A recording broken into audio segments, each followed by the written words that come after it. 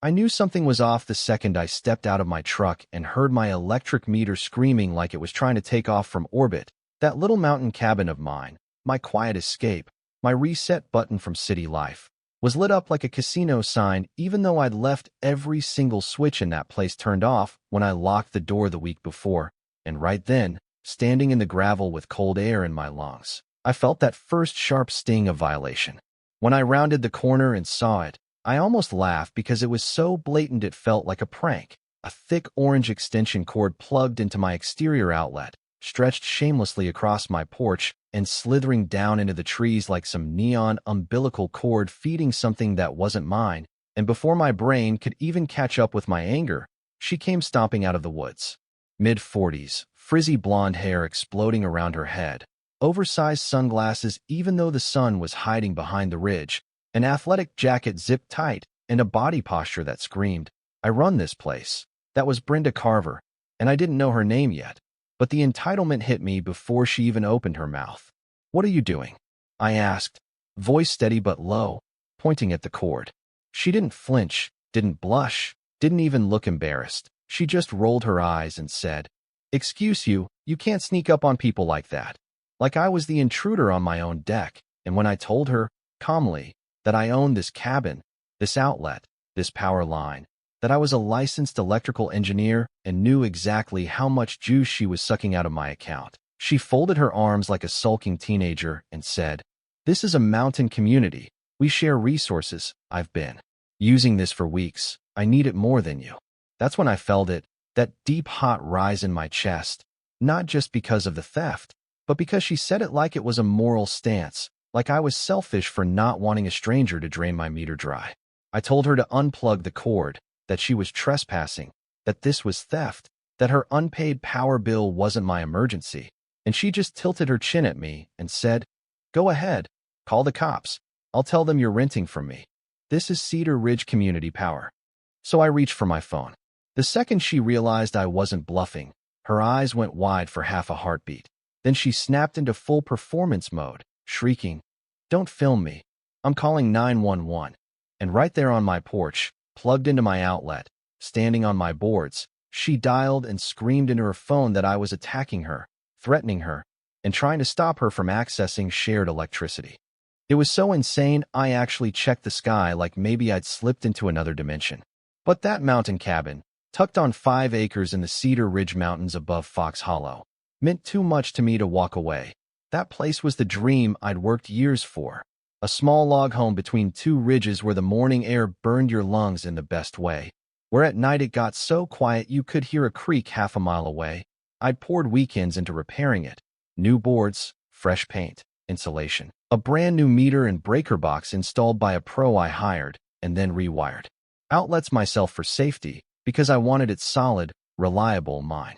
So when the bill started climbing, even though I was only up there on weekends, I'd had that first itch of suspicion, but life got busy, work got loud, and I did what a lot of people do. I shrugged it off, until that morning when my meter sounded like a jet engine with every breaker inside flipped off and the cabin dark, and the only thing still drawing power was the outlet she had that cord jammed into. I shut the panel down, watched the meter keep spinning anyway, felt that heat crawl up the back of my neck, traced the cord across my porch, saw the trampled path through the trees, and knew what I needed wasn't a lecture, it was proof. So I set up a stakeout the next weekend, parked my truck down the road, hiked in along an old logging trail, huddled with coffee and binoculars where I could watch my drive without being seen, and sure enough, just after sunrise, a beat-up, white SUV crawled up, my gravel like it owned the place. Brenda stepped out like she was clocking in for work, popped her trunk, pulled out that same bright orange cord, marched right up to my wall outlet, and plugged in with all the casual confidence of someone charging her cell phone at home. And that was the moment my patience died, and the engineer in me gave way to the man who was done being stolen from. I walked down the trail, boots crunching, adrenaline hammering, and by the time she realized I was there, I was already on my porch asking, "What exactly do you think you're doing?" 10 minutes later, while she was still yelling, we all heard the crunch of tires on gravel, the sound echoing up the ravine as a county sheriff's cruiser rolled into view. And that was the moment Brenda Carver found out 2 very important things about me. standing there under the pines with my meter spinning behind us. I don't bluff, and I don't back down. The taller officer introduced himself as Officer Tom Reyes from the Ridge County Sheriff's Department, face calm, voice neutral, the way someone sounds after dealing with a lifetime of nonsense. His partner, Officer Blake Miller, hung back, scanning the scene, while Brenda practically threw herself at them, pointing at me like a villain in a bad play. "Arrest him," she shrieked. "He attacked me. He's stealing power. He's harassing the community. This is shared electricity under Cedar Ridge rules." Reyes held up a hand and asked her the simplest question in the world. "Ma'am, do you have any proof that you rent this cabin to him? Any contract, text, email?" And I watched in real time as her eyes flicked sideways, her mouth stalled. Her brain realized the story she'd picked had a big, ugly hole in it. "I don't have it on me," she sputtered. "It's at home, very official." Meanwhile, I handed Reyes a folder, neat and boring, exactly the kind officers like. Deed in my name, Cedar Ridge electric bill with my address, photos of the meter spinning that morning with all breakers off, notes of usage spikes when I wasn't there. And when he followed that orange cord with his eyes down across my porch, through the pine needles, over the ridge, and into the trees, something in his face changed from neutral to tired. We walked that line together. Me, both officers, Brenda stomping and screeching behind us, down a worn path, past broken branches and wheelbarrow ruts, until we broke out into the open behind what she called home. Calling it a house was generous. It looked like someone wrapped a failing mobile home in scrap metal and prayed the next storm would be merciful. The orange cord ran straight through a cracked window, and from the yard we could see the inside. A glowing space heater, rattling mini fridge, 2 lamps, an old TV, a microwave, and, God help me, a taped-up AC unit all running off my outlet. "Ma'am," Reyes said, lifting the cord with his gloved hand. "Is there a reason you didn't mention that you had half a house worth of appliances pulling power from this line?" "I needed it," she screamed. "My power got shut off by mistake. The company will fix it. He's never even here. He won't miss a little electricity. Noise keeps bears away." "There aren't any bears on this side," I muttered before I could stop myself. "Shut up," she snapped, which did not help her case. The officers documented everything, photos of the cord, the appliances, the meter readings, the path, my panel, and by the time we trudged back up to my cabin, Reyes had that look, the one cops get when the person yelling the loudest turns out to be the one in handcuffs. "Sir," he said to me, "we're recommending charges for trespassing, utility theft, and filing a false report. We'll need a formal statement later." Brenda shrieked like someone had pulled her plug instead of her cord, swearing lawyers, mayors, mountain councils, and emotional distress. But by the time their cruiser rolled down the road with her in the back seat, the mountain swallowed her voice, and the silence that followed felt like the first deep breath I'd taken all day. You'd think that would be the end, but if you've ever dealt with someone like that, you know it's never one act, it's a whole saga. I secured my place first, clipped the orange cord and tossed her half into the woods like a dead snake, installed a locking outdoor box over that outlet, checked every breaker, watched the meter finally slow to match what I was actually using, then made coffee and sat on the porch, just listening to the quiet, trying to convince my shoulders to drop. That's when Henry Cole walked up, mid-70s, weather-worn, leaning on a wooden cane, the kind of man who looked like he'd been carved out of the mountain itself. He tipped his head and said, "Saw the deputies up here. Everything all right, son?" I told him the short version, orange cord, screaming neighbor, trailer full of appliances running on my bill, and he let out a long whistle. "Knew Brenda was up to something," he said, settling onto my step. "Folks down the ridge been talking. Lights flickering, meter spikes, footprints behind garages, outdoor outlets messed with. She's been poking around cabins for months. Claims she runs the Cedar Ridge Neighbors Council, which is funny because it doesn't exist anywhere except her imagination." That was the first time I realized it wasn't just me. Later that day, Detective Mark Ellison from the Sheriff's Investigations Unit called, had me drive down to a little substation office in Fox Hollow, and we went over everything, my notes, the photos, the meter logs, even a cheap melted adapter I found on the path behind my cabin where she'd obviously overloaded something and dropped the remains. He listened like a man who'd seen every flavor of crazy this mountain could offer and was mildly impressed I'd brought receipts. We've had scattered complaints up here, he admitted, tapping the adapter. Flickering, weird meter readings, but nothing we could pin on anyone. Until now, Ms. Carver's got a history of petty nonsense. Nothing criminal. This might be her first real bite. By the time I drove back up the ridge, my phone chimed with a voicemail, her voice blasting through my speakers, raw and raging. This isn't over. You think you can get me arrested? I'll sue you.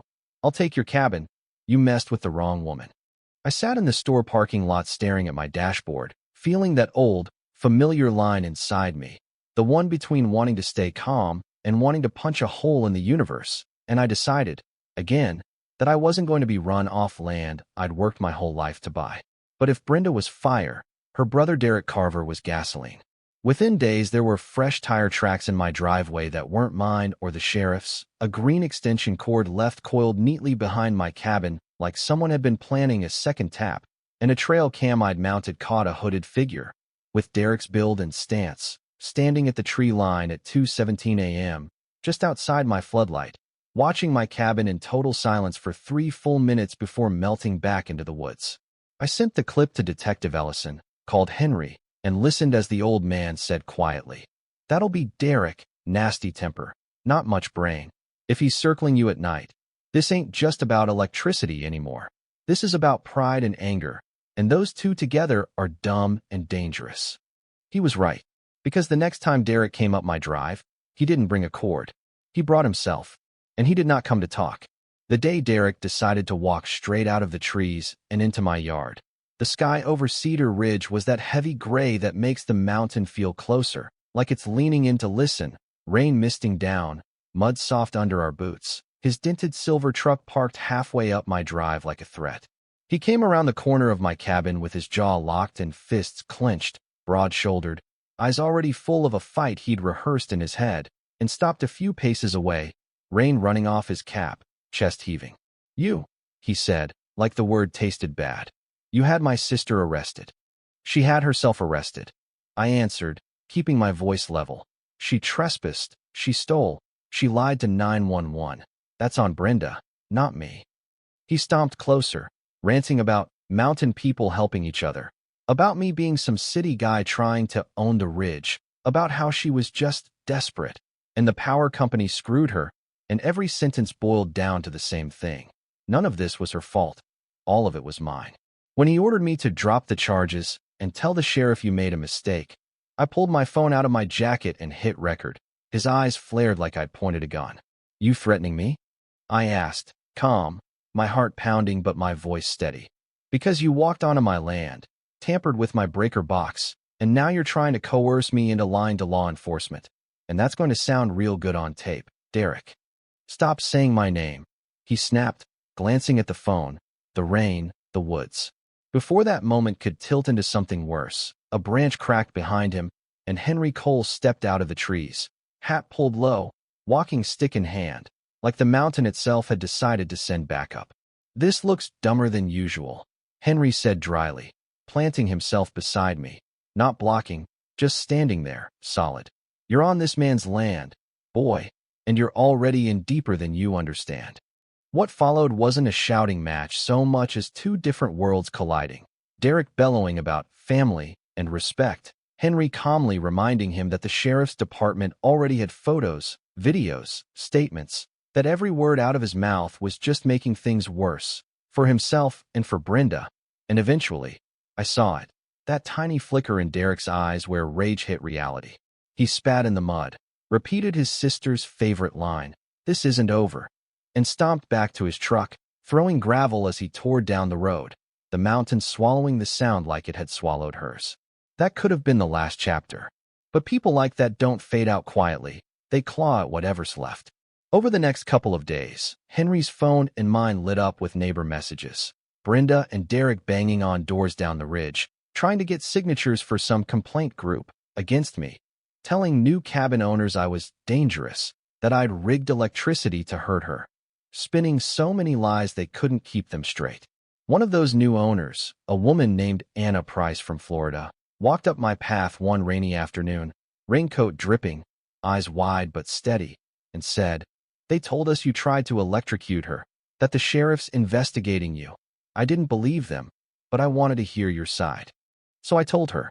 The courts, the stakeout, the trailer, the arrest, the night stalker on my trail cam, the breaker box tampering, Derek's little intimidation tour, all of it. And by the time I finished, Anna looked like someone had pulled a rug out from under her. She made us feel guilty for not signing, she said quietly. Said you were destroying community spirit. We'll back you. We'll tell the others. People shouldn't be bullied into her story. When she left, I felt something I hadn't felt since this started. Support, not just from Henry, but from strangers who could see through the act. That evening, just as the sky went dark, my phone buzzed again. This time with a picture, grainy but clear enough. Me, standing on my own porch, shot from the tree line at almost the same angle as my trail cam had caught Derek, and under it, a text from an unknown number. You should have minded your business. For a long time, I just stared at that screen, at my own shape framed in the glow of my cabin windows, knowing someone had stood out there in the dark, watching, thinking that photo would scare me back into silence.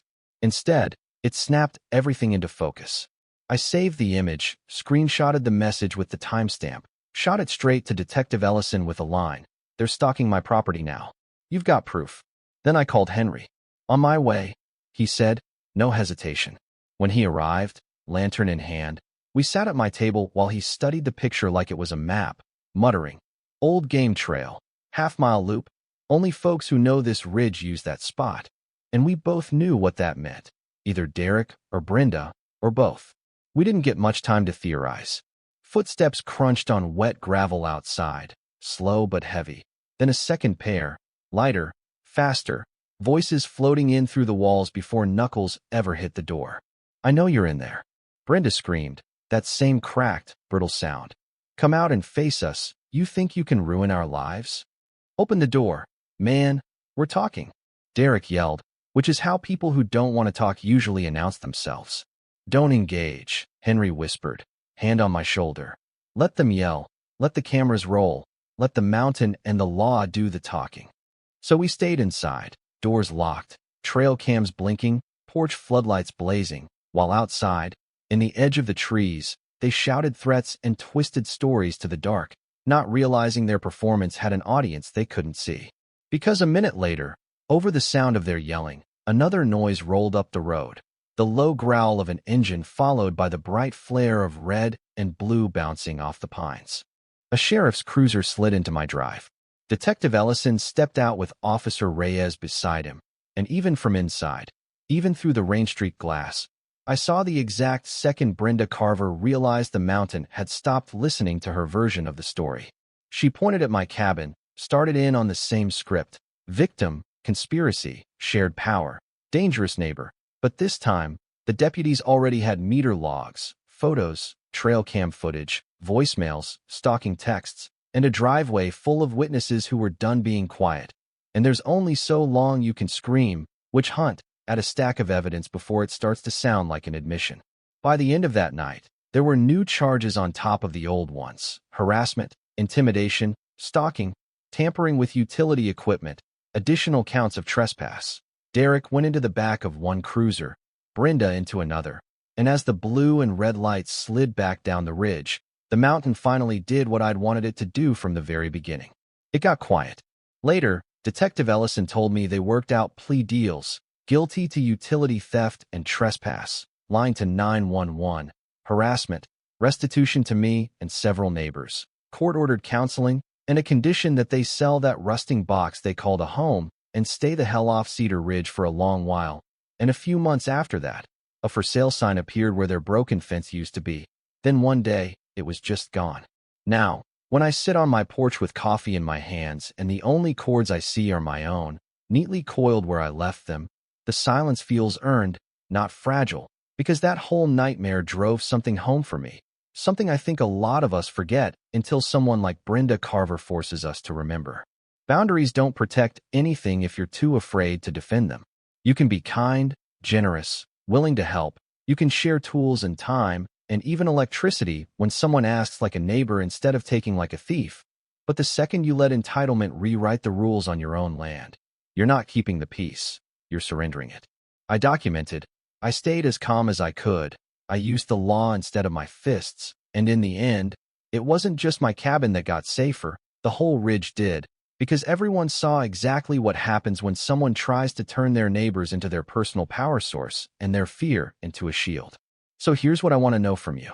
If you were in my boots up on Cedar Ridge, watching your meter scream, your bills jump, your neighbor crawl out of the trees with a cord and a story, would you have handled Brenda and Derek the same way I did?